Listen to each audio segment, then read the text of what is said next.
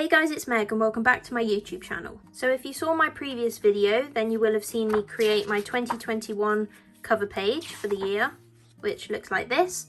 I'm so happy with how it turned out, and I'm going to be continuing this mini series in today's video. So I've seen a lot of people creating the year in pixel pages, which I've always thought looked really cool, but I've never actually made one myself before. So that's what I'm going to do today, and I thought you could draw along with me. So let's get straight into it.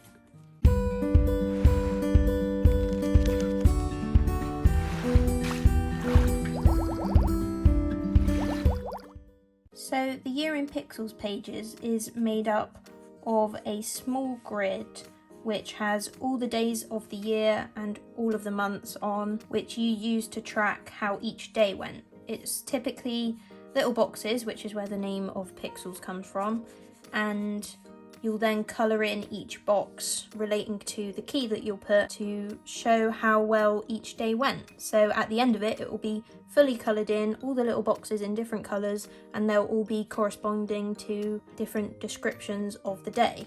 So hopefully that'll make more sense and become clearer as we go through. But you need to set up your little grid with 12 squares across the top.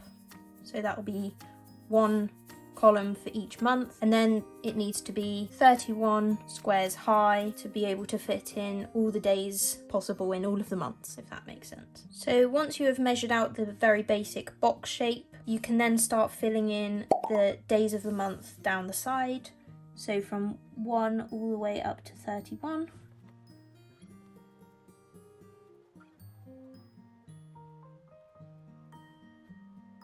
And once you've put all of the days of the month down the left hand side, you then need to put the initial for each of the months across the top.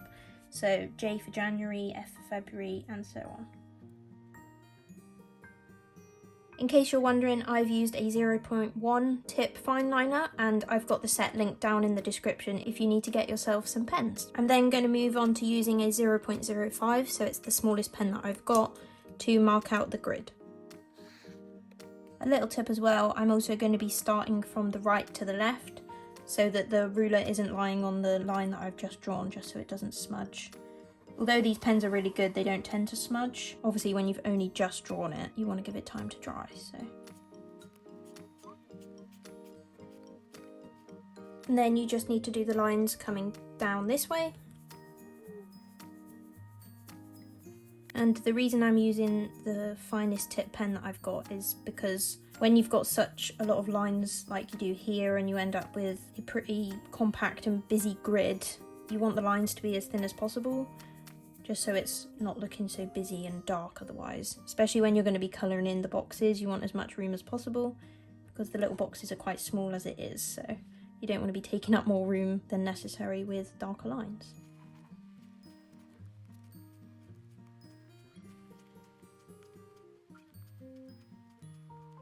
So now I'm just going to mark out the top section of the page where I'm going to put the title. You can title it whatever you like. Some people call it pixels, some people call it year in pixels. I'm going to call it 2022 in pixels. So I'm just going to mark that out in normal lettering first, and then I'll turn it into the same sort of writing that I've used on the front cover.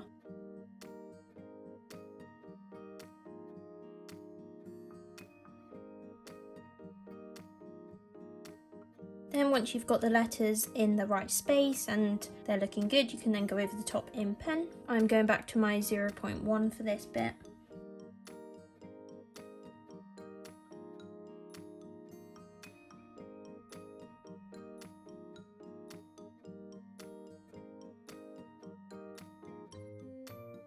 Okay, outline done. I can breathe again. So now I'm just going to put in the small highlights. Going back to the 0.05 pen, this is just the style of lettering that I've chosen for this set of spreads. For all my yearly spreads, I'm doing this minimalist, black and white kind of stars, and yeah, just going for a bolder, more eye-catching look and less on the arty side, I guess. But funnily enough, it is actually taking quite a lot of concentration, and I guess it's quite stylized, isn't it? So yeah, it's just nice to be doing something different. I hardly ever do anything black and white because I just love color and stuff. So yeah, this is a nice change. But if you are creating these spreads at home, then the good part is that once you've drawn the grid, you can then make the page fit any theme just by putting the title that you want, or using the colours, or decorating the side of the page, whichever fits with your theme. So if you wanted it to be rainbow, you could do rainbow lettering, you could do anything you want really. Okay, once you've got everything perfect, you can then rub out all of the underneath pencil that's behind the title and behind the grid, so it looks all clean and neat. Then it's time to colour in the letters. This is the part that's a little bit tedious but also quite therapeutic. So.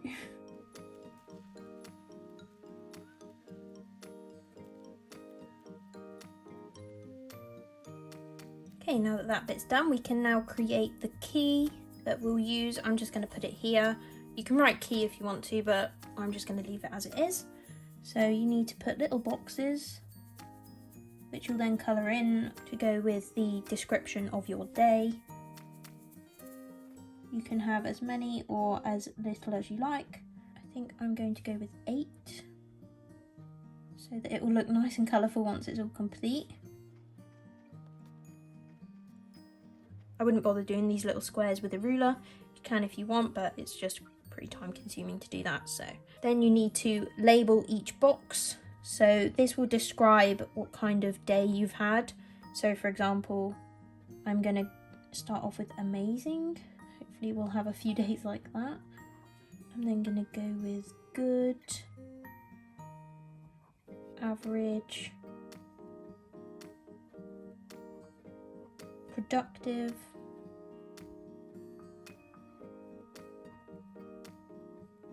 tiring, anxious, sad, and rubbish. So this is a little bit different to a mood tracker. It's kind of similar, but the way I think of it is that this reflects more on your day as a whole, whereas a mood tracker is obviously solely about your mood.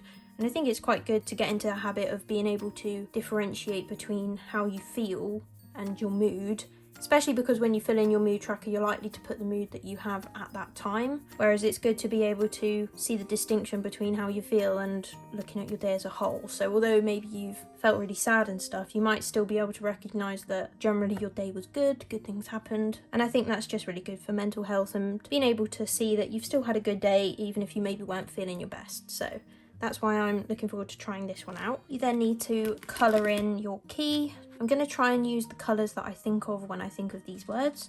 So amazing is going to be yellow. Good can be orange. Average can be pink. Productive is going to be red.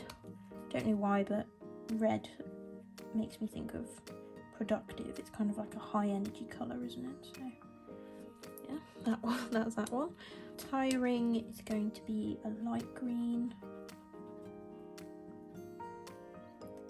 I think for these more negative emotions, I would have rather had dark colours, but I don't want the pixel grid to be really dark and dreary. I want it to be nice and colourful, so I'm sticking with brighter colours. Anxious, let's go purple.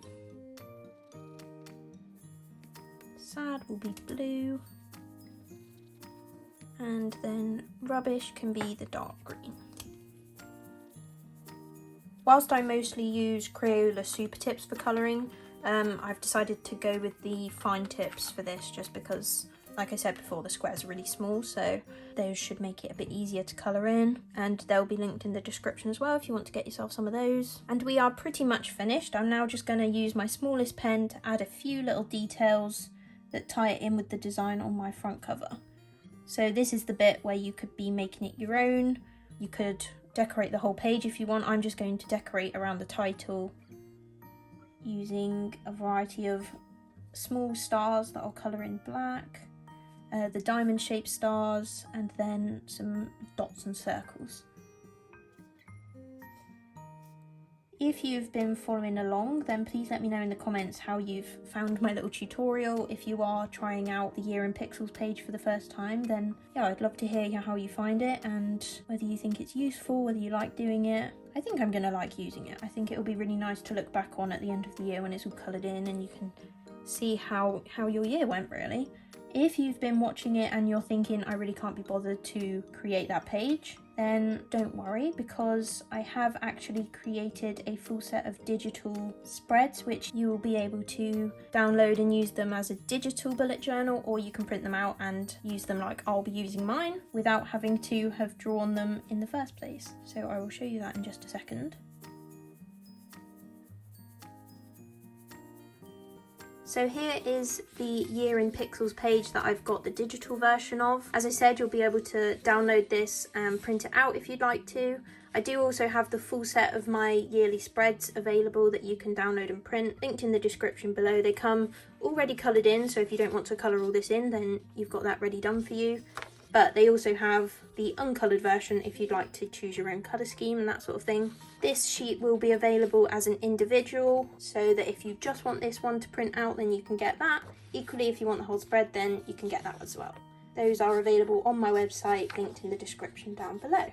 And the final thing we need to do, which looking at the printable has just reminded me of, we just need to then block out the squares where the months finish before the 31st.